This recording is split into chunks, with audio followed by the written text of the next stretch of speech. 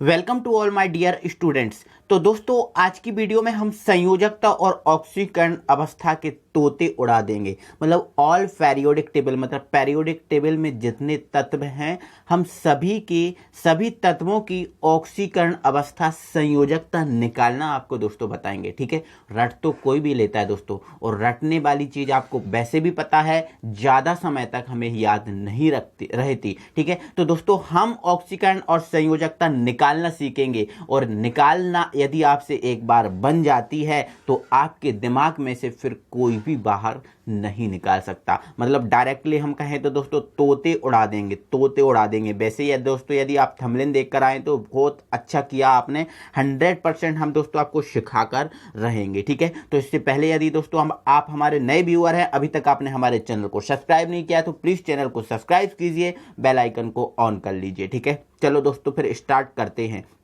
ठीक है, तो दोस्तों संयोजकता और ऑक्सीकरण अवस्था को समझने से पहले थोड़ा सा आपको समझना होगा पहले। ठीक है, पहले हमें परमाणु के बारे में समझना होगा, एटम के बारे में समझना होगा। तो दोस्तों जो परमाणु और जो एटम होता है वो इस टाइप का बॉल के आकार का होता है। ठीक है, जिस टाइप से हमारी वॉल होती है, बॉल गेंद होती है, इस टाइप का परमाणु का आकार होता है गोलाकार। ठीक है, अब इस परमाणु के केंद्र में, जैसे आपका ये वृत्त का एक केंद्र होता है, सर्कल का एक केंद्र होता है, ऐसे ही परमाणु के केंद्र में आपको ये दिख रहा होगा, एरो लगा के ये दिख रहा है, ये होता है एक नाभिक। ठीक है, जिसमें ये प्लस लगा हुआ है। ठीक है, ये नाभिक न्यूक्लियस होता है। ठीक है, इस नाभिक और न्यूक्लियस की बात करें तो इस नाभिक और न्यूक्लियस में दो कण होते हैं। ठीक है, दो कण होते हैं, एक होता है हमारा प्रोटॉन और दूसरा हमारा जो कण होता है वो होता है न्यूट्रॉन। ये नाभिक में होते हैं। ठीक है, इस जो नाभिक आपका दिख रहा है प्लस,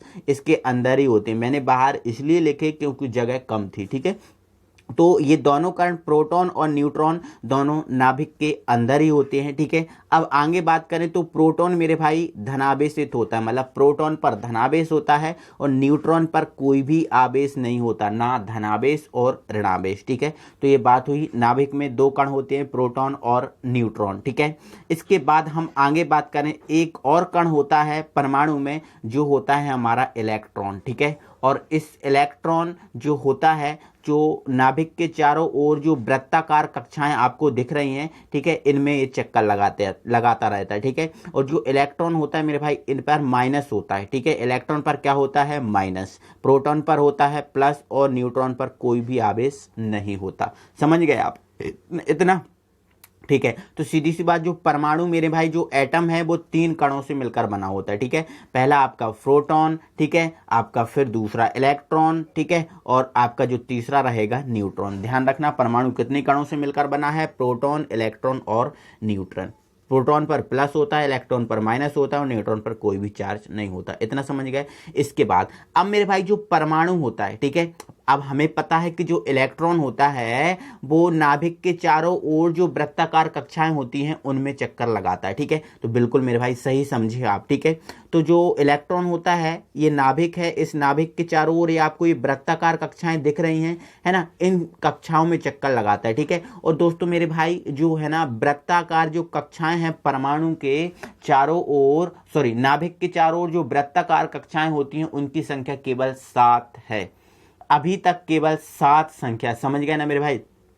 परमाणु में नाभिक के चारों ओर कितनी कक्षाएं होती हैं, तो उनकी संख्या मेरे भाई 7 है। ये आपको दिख रही है ना, आपको दिख रही 1 2 3 4 5 6 7। ठीक है, वृत्ताकार कक्षाओं की संख्या कितनी है, 7। तो ध्यान रखना मेरे भाई, परमाणु की कक्षाएं अधिकतम कितनी हो सकती हैं, 7 हो सकती हैं। अधिकतम कितनी हो सकती हैं, 7, और कम से कम कितनी हो सकती हैं, 1 हो सकती है। ठीक है, कम से कम 1 और अधिकतम 7। ठीक है, चलो इतना आप समझ गए। ठीक है, तो इनको वृत्ताकार आपको जो कक्षाएं दिख रही हैं इनका नाम क्या है, कक्षा। ठीक है, जिसको हम बोलते हैं ऑर्बिट। क्या बोलते हैं इंग्लिश में, हम इनको इंग्लिश में बोलते हैं ऑर्बिट। ठीक है, तो इतना आप समझ गए होगे, कोई प्रॉब्लम नहीं होगी मेरे भाई। अब इसके बाद थोड़ा सा और समझना मेरे भाई। अब इतना समझ, देखो कक्षाओं की संख्या 7 है, अब कौन सी कक्षा में कितने इलेक्ट्रॉन घूमते हैं ये भी तो हमें पता होना चाहिए। तो ध्यान रखना मेरे भाई, जो आपकी पहली कक्षा होती है, पहली कक्षा में देखो ये मैजिक नंबर करके लिखा है, ये मैजिक नंबर मेरे भाई बिल्कुल मैजिक नंबर है, क्या पता कितनी चीज़ों को हमें सिखाता है, हर जगह इसकी ज़रूरत होती है, तो हमेशा याद रखना, ठीक है। तो आगे हम दोस्तों बात करें मैजिक नंबर की, तो ये हमारा मैजिक नंबर है जिसमें से आपकी पहली कक्षा जो होती है, पहली कक्षा में केवल 2 इलेक्ट्रॉन घूम सकते हैं, ठीक है। अब अधिकतम 2 इलेक्ट्रॉन घूम सकते हैं और कम से कम 1 इलेक्ट्रॉन घूम सकता है, समझ गया ना मेरे भाई। पहली कक्षा में अधिकतम 2 इलेक्ट्रॉन घूम सकते हैं और कम से कम 1 इलेक्ट्रॉन घूम सकता है। अब दूसरी कक्षा की बात करें तो दूसरी कक्षा में मेरे भाई अधिकतम जो है ना 8 इलेक्ट्रॉन घूम सकते हैं, अधिकतम 8 इलेक्ट्रॉन और कम से कम 1 इलेक्ट्रॉन घूम सकता है, ठीक है। कम से कम 1, फिर 2, 3, 4, 5, 8 और 1 के बीच में हो सकता है, ठीक है। अब तीसरी कक्षा में अधिकतम 8, कम से कम 1 और बीच में हो सकता है। चौथी कक्षा में अधिकतम 18, कम से कम 1 और बीच में कुछ इलेक्ट्रॉन हो सकते हैं, 10, 15, 16, 17, है ना, ऐसे इलेक्ट्रॉन हो सकते हैं, ठीक है। पांचवी कक्षा की बात करें तो 18 कितने आएंगे, 18 कम से कम 1 हो सकता है। फिर आगे बात करें तो 32 कम से कम 1 हो सकता है। फिर एक कक्षा और नहीं लिख पाए हम, है ना, जिसमें भी कितने इलेक्ट्रॉन आते, 32, ठीक है। तो हमारा ये आंकड़ा चलता है 2, 8, 8, 18, 18, 32, 32, ये हमारा मैजिक नंबर भी हुआ मेरे भाई, ठीक है। अब ये तो चीज समझ गए। इसके बाद दोस्तों यहां से थोड़ा सा आपको समझने वाली बात ये भी है कि आपको ये भी समझना है कि जैसे मान के चलो पहली कक्षा में कितने 2 इलेक्ट्रॉन जाते हैं, मतलब पहली कक्षा का जो अष्टक है 2 इलेक्ट्रॉन से पूरा होता है। दूसरी कक्षा का अष्टक 8 इलेक्ट्रॉन से पूरा होता है। तीसरी कक्षा का अष्टक 8 से, चौथी का 18 से, पांचवी का 18 से, छठवा 32 से और सातवीं का भी कितने से, 32 से, जो मैं लिख नहीं पाया हूँ, ठीक है। तो मेरे भाई अष्टक का विशेष तौर पे ध्यान रखना, बार बार कोई चिल्लाएगा, कोई बोलेगा तो वो अष्टक का बोलेगा, ठीक है। अगर पहली कक्षा का आपसे पूछ लिया जाए अष्टक कितने में पूरा होता है तो आप बता देना डायरेक्टली 2 से। दूसरी कक्षा का अष्टक कितने से पूरा होता है मेरे भाई, 8 से। तीसरी का 8 से, चौथी का 18 से, पांचवी का 18 से, छठवें का 32 से, सातवीं का 32 से, ठीक है।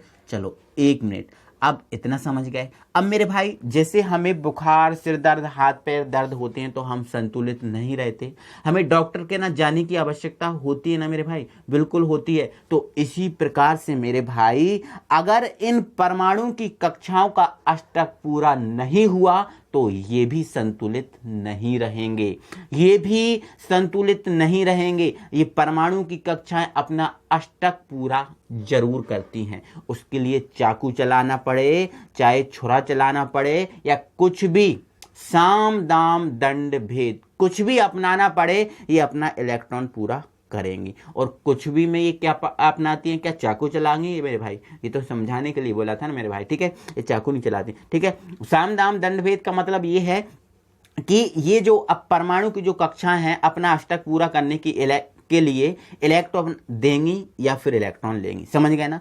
ये कक्षाएं अष्टक पूरा करने के लिए इलेक्ट्रॉन देंगी या फिर इलेक्ट्रॉन लेंगी, ये इनका सामदाम दंड भेद है। तो ठीक है, तो इतना तो आप बहुत अच्छे से क्लियरली समझ गए होंगे, अब कोई प्रॉब्लम नहीं होगी। अब हम दोस्तों चलते हैं और हम संयोजकता मतलब हम ऑक्सीकरण अवस्था निकालते हैं, संयोजकता निकालते हैं, ठीक है। तो चलिए मेरे भाई बिल्कुल फटाफट हम निकालते हैं, ठीक है। हम जरा आपको समझा देते हैं बहुत अच्छे से, ठीक है। तो सबसे पहले हम दोस्तों हाइड्रोजन की बात कर लेते हैं कि हाइड्रोजन पर कितना चार्ज होता है, ये तो हमें पता नहीं, बिल्कुल नहीं पता। तो दोस्तों मैंने आपको पेरियोडिक टेबल समझाई थी, पढ़ाई थी, ठीक है। तो पेरियोडिक टेबल जो है ना आपने समझ ली थी, और नहीं समझी तो आई बटन पे क्लिक करें, एक आई बटन जो आ रही है इस पर क्लिक करें और जाकर देख लें, ठीक है। और वीडियो के डिस्क्रिप्शन में इसका लिंक भी डाला है, तो आप जाकर इनको देख सकते हैं बहुत अच्छे, ठीक है। तो मेरे भाई हाइड्रोजन पर कितना चार्ज, कितनी संयोजकता होती है ये हम बताना, ठीक है। तो वैसे याद होगा सबको हाइड्रोजन का, तो ठीक है, बट हम निकालना आपको सिखा रहे हैं ना मेरे भाई, ठीक है। तो हाइड्रोजन का परमाणु क्रमांक की बात करें तो दोस्तों हाइड्रोजन का परमाणु क्रमांक होता है 1। परमाणु क्रमांक कितना होता है, 1।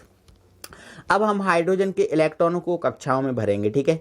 तो ये तो हमारा नाभिक हो गया, ये हमारा नाभिक हो गया, ठीक है। 1 इलेक्ट्रॉन है तो 1 इलेक्ट्रॉन है तो हम पहले पहली कक्षा भराएंगे, ठीक है। अब पहली कक्षा में अधिकतम कितने इलेक्ट्रॉन भराते हैं मेरे भाई, हमने अब भी सीख के रखा है, अधिकतम कितने इलेक्ट्रॉन भराते हैं, 2। क्या मेरे भाई इसके पास 2 इलेक्ट्रॉन हैं, बिल्कुल नहीं है, बिल्कुल नहीं है, क्योंकि और एक बात और थोड़ा सा मान लो दोस्तों, जो परमाणु क्रमांक होता है उसे ही हम बोलते हैं प्रोटॉन की संख्या और उसको ही हम बोलते हैं इलेक्ट्रॉन की संख्या। समझ गया ना मेरे भाई, जो परमाणु क्रमांक होता है वही इलेक्ट्रॉन की संख्या होती है और वही होती है प्रोटॉन की संख्या। ठीक है, तो एक इलेक्ट्रॉन है। अब इसमें पहली कक्षा में अधिकतम 2 इलेक्ट्रॉन भराते हैं, क्या एक भरा सकते हैं? बिल्कुल भर सकते हैं। अधिकतम भराते हैं 2, कम से कम एक तो भर ही सकते हैं। ठीक है, तो हमने भर दिया 1 इलेक्ट्रॉन, है ना। भराते तो 2 हैं लेकिन हमने भरा कितना? 1। अब 2 है नहीं तो मेरे भाई कहाँ से भीख मांग के ले आए? नहीं ला सकते ना, एक ही भर दिया। अब मेरे भाई ये बताओ, क्या पहली कक्षा का 1 इलेक्ट्रॉन से अष्टक पूरा है? बिल्कुल नहीं है साहब, अष्टक पूरा नहीं है।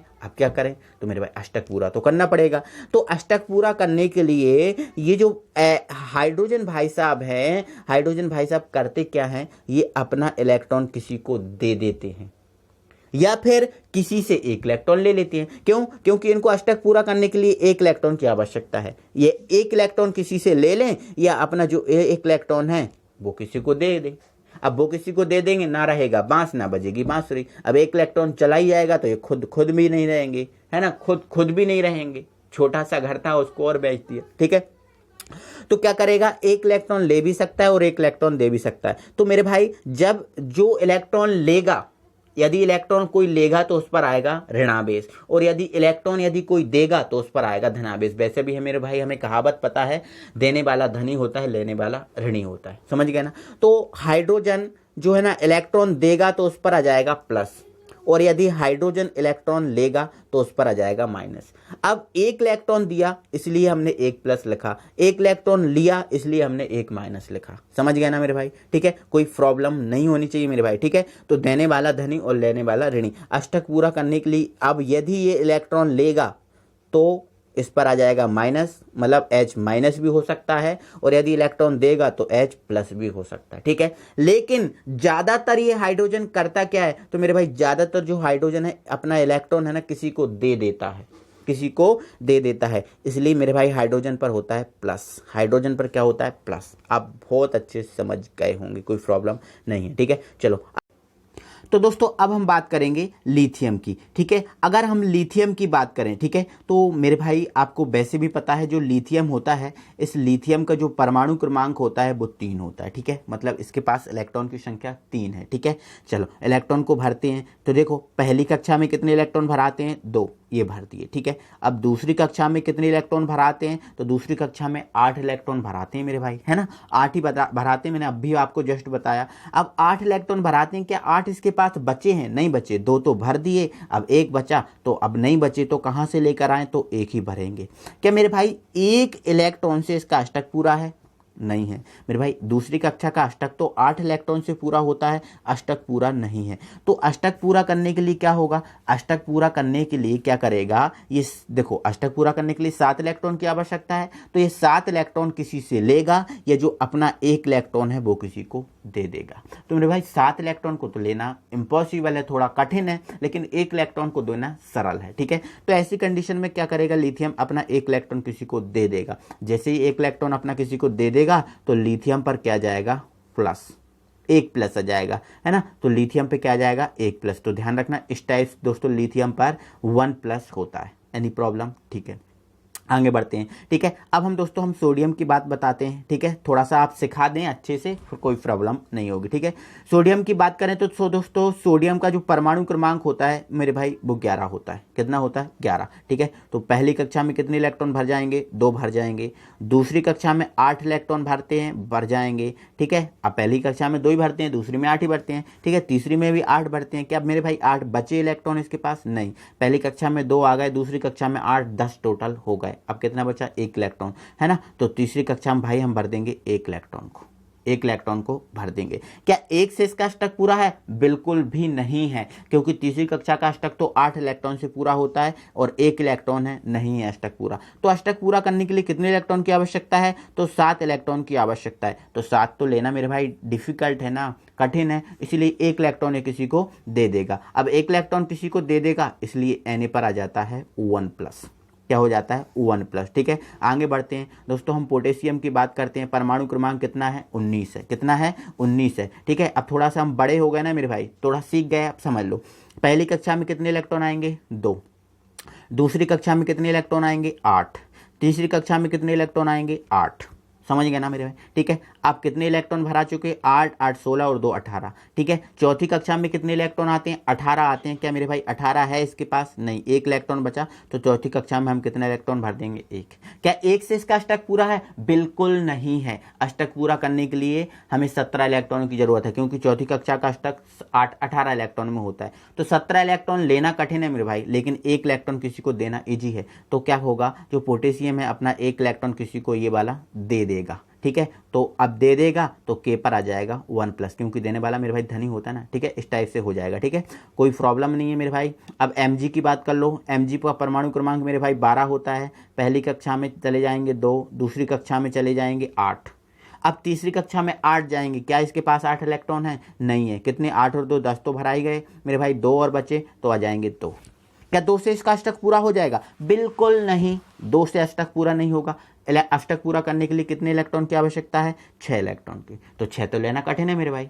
अब क्या करें, तो ऐसी कंडीशन में क्या होगा, अपने जो 2 इलेक्ट्रॉन है ये किसी को दे देगा। अब 2 इलेक्ट्रॉन किसी को दे देगा तो Mg पर कितने प्लस हो जाएंगे 2+ हो जाएंगे, 2+ हो जाएंगे, ठीक है। तो इस टाइप से मेरे भाई हम संयोजकताओं को निकालते हैं, मजेदार, मस्त, मजा आ रहा है ना मेरे भाई, कोई प्रॉब्लम नहीं होगी, ठीक है। चलो कैल्शियम पे निकाल के बताता हूँ, ठीक है। तो कैल्शियम का मेरे भाई 20 होता है, ठीक है। तो पहली कक्षा में 2, दूसरी में 8, तीसरी में 8, ठीक है। कितने हो गए 18। अब चौथी में कितने भाई 18 जाते हैं, लेकिन 18 है ही नहीं, कितने बचे 2, 2 भर दिए। अब 2 से अष्टक पूरा नहीं है, अष्टक पूरा करने के लिए 16 इलेक्ट्रॉन चाहिए, तो क्या करें, 2 इलेक्ट्रॉन किसी को दे दो, 2 इलेक्ट्रॉन किसी को दे देंगे तो कैल्शियम पे जाएगा 2+। अब बात आ जाती है किसको दें, तो मेरे भाई जिसको दें जिससे ये सहयोग कर रहा है ये उसको इलेक्ट्रॉन देगा। जैसे क्लोरीन से सहयोग कर रहा तो क्लोरीन को देगा, सल्फर से कर रहा तो सल्फर को देगा, ऑक्सीजन से कर रहा तो ऑक्सीजन को, मतलब जिससे ये सहयोग करेगा उसको देगा, ठीक है। चलो आगे बात कर ले, ठीक है। अब एल्यूमिनियम का थोड़ा सस्ता है, उसको निकाल लो। परमाणु क्रमांक कितना होता है 13, ठीक है। पहली कक्षा में 2, दूसरे में कितने आ जाएंगे 8 आ जाएंगे ना, ठीक है। अब कितने बचे, तीसरी कक्षा में आ जाएंगे 3, ठीक है। आने चाहिए 8, बाकी आ गए 3। अष्टक पूरा हो गया, बिल्कुल नहीं हुआ। अष्टक पूरा करने के लिए कितने इलेक्ट्रॉन चाहिए 5, 5 लेना कठिन है, लेकिन 3 देना तो ईजी है, 3 इलेक्ट्रॉन किसी को दे देगा मेरे भाई। जो सरल काम होता है वो करना चाहिए, ठीक है। 3 इलेक्ट्रॉन किसी को दे देगा, इसलिए एल्यूमिनियम पर आ जाता है 3+, समझ गए ना, ठीक है। चलो अब हम क्लोरीन की बात कर लेते हैं। क्लोरीन का परमाणु क्रमांक कितना है 17, चलो भर दो। पहली कक्षा में कितने इलेक्ट्रॉन 2, दूसरी में कितने 8, तीसरी में कितने 7, ऐसे ही आएगा ना, 17 इलेक्ट्रॉन है, भरा गया 17। तीसरी कक्षा को कितना चाहिए 8 चाहिए, लेकिन है तो 7। अब अष्टक पूरा करने के लिए कितना इलेक्ट्रॉन चाहिए 1, ठीक है। 1 इलेक्ट्रॉन ये किसी से ले या अपने जो 7 इलेक्ट्रॉन है वो किसी को दे, ठीक है।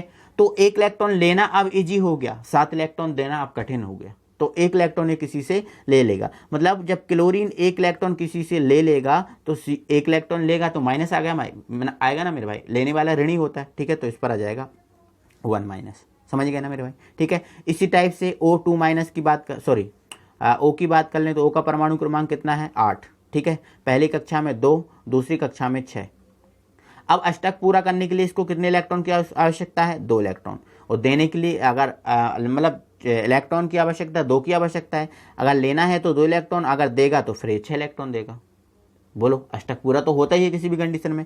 तो ये 2 इलेक्ट्रॉन ले लेगा, जब 2 इलेक्ट्रॉन ले लेगा तो ऑक्सीजन पर आ जाएगा मेरे भाई 2-। तो इस टाइप से मेरे भाई किसी भी तत्व की ऑक्सीकरण अवस्था बहुत ही आसानी से आप निकाल सकते हो, ठीक है। आई होप कि आपको बहुत अच्छे समझ में आ गया होगा। इसके बाद दोस्तों मैं अगली वीडियो में आपको 2 तत्वों वाले अणु की, जैसे मान के चलो SO4 पर कितना चार्ज होता है, SO4 पर 2- होता है, कैसे आया।